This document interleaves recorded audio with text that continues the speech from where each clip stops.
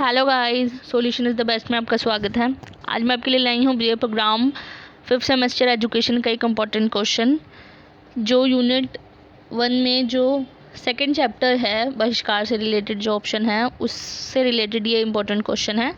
मैंने इससे पहले 3 वीडियो बनाई थी चैप्टर 1 में से जो इम्पोर्टेंट क्वेश्चन थे। अब मैं उसका लिंक डिस्क्रिप्शन में दे दूँगी, आप वहाँ जाके देख सकते हैं। अगर आप मेरे चैनल पे नए हैं तो मेरे चैनल को भी सब्सक्राइब कर दीजिएगा और बेल आइकन को भी प्रेस कर दीजिएगा, ताकि जो इससे रिलेटेड जो इम्पोर्टेंट क्वेश्चन है 5th सेमेस्टर से रिलेटेड आपको प्रोवाइड करवा सकूं। तो चलिए वीडियो को स्टार्ट करते हैं। आज का हमारा टॉपिक है बहिष्कार किसे कहा जाता है। बहिष्करण या बहिष्कार दोनों सेम होता है, या इसका अवधारणा बताइए, या सामाजिक बहिष्कार किसे कहा जाता है ये। और इसमें एक टॉपिक आ सकता है अपवर्जन पद किसे कहते हैं। अपवर्जन पद भी एक तरीके से बहिष्कार का ही रूप है, जिसे बोला जाता है दूसरे वर्ड में बहिष्कार। अपवर्जन पद भी उसे ही बोलते हैं।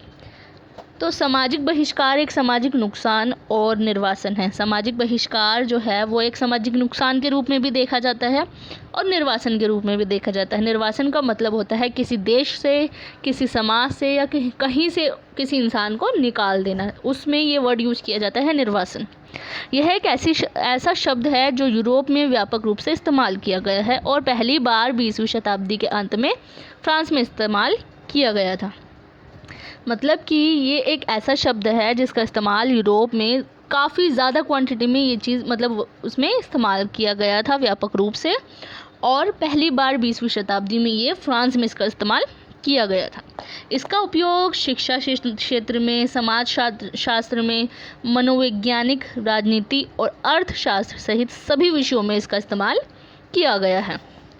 सामाजिक बहिष्कार वह प्रक्रिया है जिसमें व्यक्तियों को विभिन्न अधिकारों, अवसरों और संसाधनों से अवरुद्ध, मतलब अवरुद्ध का मतलब होता है पूर्ण पहुंच से वंचित, मतलब कि जहां तक लोगों की पहुंच होनी चाहिए उससे वंचित रखा जाता है ऐसे लोगों को, जो आमतौर पर एक अलग समूह के सदस्यों के लिए उपलब्ध होते हैं। मतलब कि जो एक अलग समूह के लिए जो उपलब्ध कराए जाते हैं उनसे ये लोग बिल्कुल दूर रहते हैं।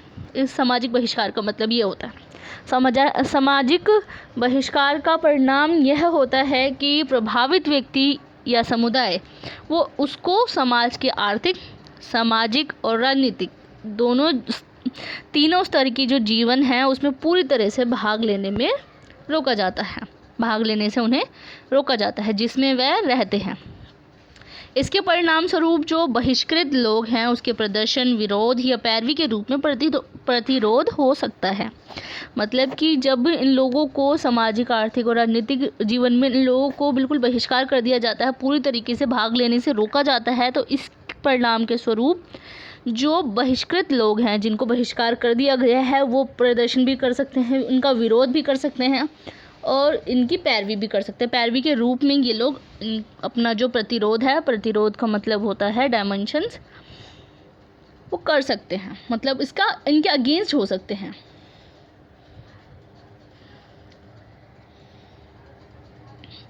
नेक्स्ट आता है सामाजिक बहिष्कार की जो परिभाषा है उसको स्पष्ट करने के लिए एक अन्य तरीका भी देखा गया है। सामाजिक बहिष्कार प्रगतिशील सामाजिक विघटन की एक बहुआयामी प्रक्रिया है। डायमेंशंस बोला जाता है इसे, बहुआयामी को। बहुत सारे डायमेंशंस होते हैं इसकी, इनकी प्रक्रिया होता है, प्रोसेस होता है जो समूह, कोई भी ग्रुप हो गया या व्यक्ति है, उसको सामाजिक जो संबंध हैं और संस्थाएं हैं उनसे अलग करती है। सामाजिक बहिष्कार ऐसी सामाजिक विघटन की एक बहुआयामी प्रक्रिया है। ये एक प्रकार की प्रक्रिया होती है प्रगतिशील सामाजिक विघटन की, जो समूहों और व्यक्तियों को बिल्कुल सामाजिक संबंध जो हैं, उनके जो संस्थान हैं, उन सबको से अलग रखते हैं और उन्हें समाज की जो मानक रूप से निर्धारित गतिविधियां दे रखी हैं। मतलब कि जो मानक रूप से मतलब स्टैंडर्ड रूप में जो गतिविधियां होती हैं, जो नॉर्मल इंसान समाज में रहकर जो गतिविधियां उनमें भाग लेता है, उनसे दूर रखते हैं जिसमें वह रहता है। नेक्स्ट आता है बहिष्कार। मैंने बताया कि सामाजिक बहिष्कार किसे कहा जाता है। व्यक्तिगत रूप से भी एक बहिष्कार कहा गया है इसमें, कि व्यक्तिगत स्तर पर जो सामाजिक बहिष्कार है उसके परिणाम स्वरूप व्यक्ति को समाज में भागीदारी से बहिष्कार होता है।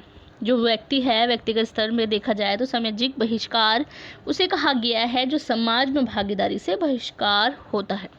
एक उदाहरण के रूप में अगर देखा जाए तो 1900 के दशक में कई महिलाओं को सामाजिक बहिष्कार का सामना करना पड़ता है। मतलब कि 1900 दशक में ये भी देखा गया है कि महिलाओं को बहुत ज़्यादा सामाजिक बहिष्कार के रूप में भी देखा गया है।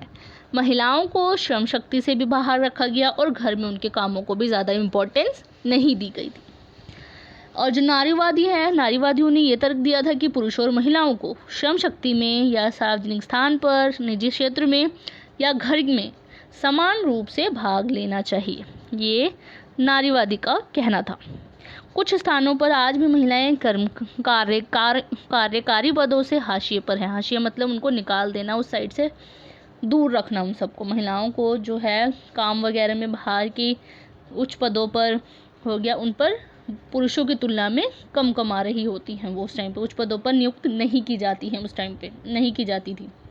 नेक्स्ट आता है समुदाय बहिष्कार।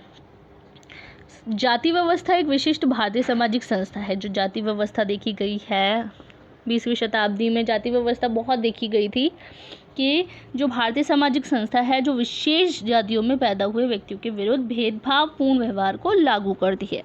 जो 19वीं सदी में 20वीं सदी तक, 19वीं सदी से लेकर 20वीं सदी तक एक सामाजिक संस्था लागू की गई थी देश में, जो स्पेशली जातियों में पैदा हुई थी और ये भेदभाव बहुत ज़्यादा देखने को मिला था और जो न्याय संगत ठहराती है। भेदभाव की ये व्यवहार अपमानजनक, बहिष्कारी और शोषणकारी होते हैं। जाति प्रथा अब भी काफ़ी जगहों पर देखी गई है, लेकिन पहले के ज़माने में बहुत ज़्यादा जाति प्रथा देखी गई थी। जो लोगों को भेदभावपूर्ण क्या नाम है उसका व्यवहार किया जाता था उनके साथ, उनका अपमान किया जाता था, उनकी दृष्टि से अपमानजनक दृष्टि से देखा जाता था और उनको शोषणकारी भी होते थे वो।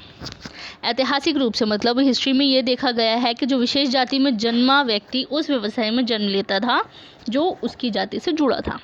मतलब कि जो स्पेशली जाति जिन लोगों को अलग कर दिया गया था, बहिष्कार कर दिया गया था, उसमें जन्मा जो व्यक्ति है वो उसी व्यवसाय के अकॉर्डिंग वहाँ पे काम कर सकता था जो व्यवसाय उनके जो पूर्वज किया करते थे।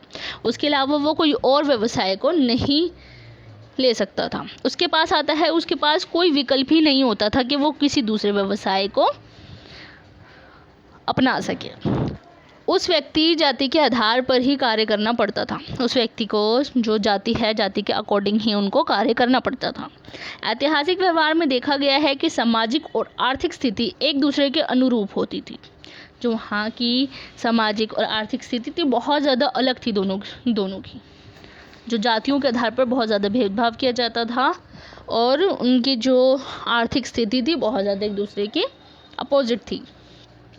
अतः सामाजिक और आर्थिक हैसियत में घनिष्ठ संबंध था।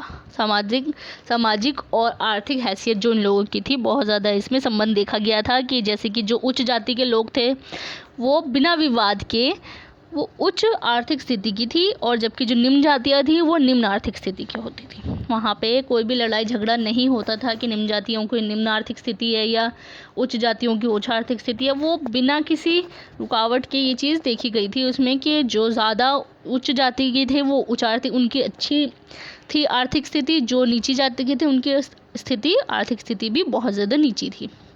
आधुनिक काल में विशेष रूप से 19वीं सदी से जाति तथा व्यवसाय के बीच के संबंध काफ़ी ढीले हुए हैं। मतलब कि जब 19वीं सदी थी उसमें जाति और व्यवसाय के संबंध बाद में फिर धीरे धीरे वो ठीक होने शुरू हो गए थे। व्यावसायिक परिवर्तन संबंधित अनुष्ठानिक धार्मिक प्रतिबंध आज उतनी आसानी से लागू नहीं किए जा सकते हैं। मतलब कि जो व्यावसायिक परिवर्तन है उससे संबंधित अनुष्ठानिक या धार्मिक प्रतिबंध जो लगाए गए थे उन लोगों पर व्यावसायिक संबंधित, वो आज इतनी आसानी से लोगों पर, जातियों पर लागू नहीं किए जा सकते हैं तथा पहले की अपेक्षा अब व्यवसाय परिवर्तन आसान हो गया है। मतलब कि पहले की अपेक्षा अब जो व्यवसाय है उसको चेंज कर सकते हैं लोग। इसके अतिरिक्त ये भी कहा गया कि 50 से 100 वर्ष पहले की तुलना में जाति और आर्थिक स्थिति के सह संबंध कमज़ोर हुए हैं। जाति और आर्थिक संबंध जो है, आर्थिक स्थिति जातियों के आधार पर जो लोगों की होती थी, उनके जो संबंध है वो बहुत ज़्यादा अब कमज़ोर होते हुए नज़र आ रहे हैं। आज अमीर और गरीब लोग हर जाति में पाए जाते हैं। उसमें अमीर लोग भी उसमें नीची जाति के नज़र आते हैं और जो गरीब लोग हैं उसमें भी उच्च जाति के लोग नज़र आने लग गए हैं। लेकिन मुख्य बात यह है कि जो जाति वर्ग है उसका परस्पर संबंध वृहद स्तर पर अभी भी पूरी तरह कायम है। मतलब कि जो अभी भी जाति वर्ग अभी भी काफ़ी इलाकों में, काफ़ी जगहों पर देखा गया है अभी भी। और यद्यपि समाज निश्चित रूप से बदला है, लेकिन व्यापक स्तर पर बहुत ज़्यादा परिवर्तन नहीं हुआ है। मतलब कि समाज एक तरीके से बदला ज़रूर है, निश्चित रूप से जो बदला ज़रूर है, लेकिन काफ़ी हद तक बहुत ज़्यादा क्वांटिटी में अभी भी परिवर्तन नहीं हुआ है। तो ये मैंने पूरा क्वेश्चन कवर अप करवा दिया। आप आके बना के लिख सकते हैं कि मतलब मैंने आपको एक्सप्लेन कर दिया है कि सामाजिक बहिष्कार किसे कहा जाता है या अपवर्ड जनपद किसे कहा जाता है। मैंने आपको एक्सप्लेन कर दिया है। आप अपने अकॉर्डिंग लिख सकते हैं कि आप किस प्रकार से इसको बहिष्कार की जो ख़त्म किस प्रकार से कर सकते हैं। अगर एग्ज़ाम पे पूछा जाए कि बहिष्कार को ख़त्म करने के लिए आप क्या क्या कदम उठा सकते हैं, तो आप वो अपने आप अकॉर्डिंग बना सकते हैं इसे। And thanks for watching my video.